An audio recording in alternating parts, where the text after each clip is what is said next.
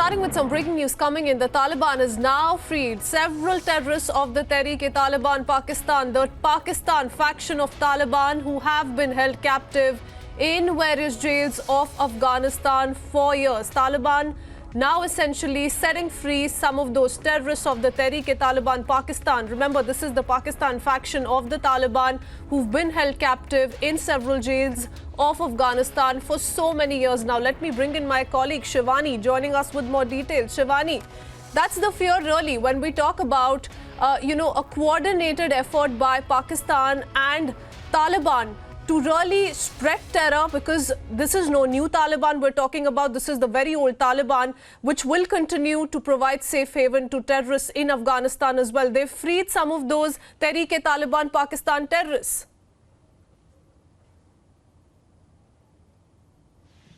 Kritzween, we know that Taliban is totally a terrorist organization, and we've seen how Pakistan's terrorists have been supporting Taliban when the fight and the Afghan war was on.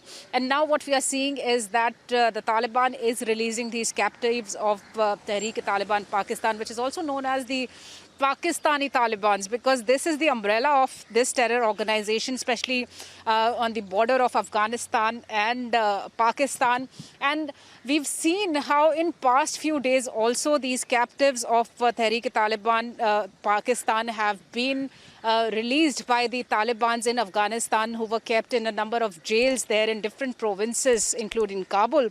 So now, once again, this collaborative terror organization, the Taliban and the TEHRIK-I-TALIBAN Pakistan, are together, and they are releasing these terrorists, and they are now being a part openly of the Taliban. Since last 15 days, we've seen how Amrullah Saleh had been alleging Pakistan for funding and also supporting the Taliban when the Afghanistan forces were fighting the Talibanis.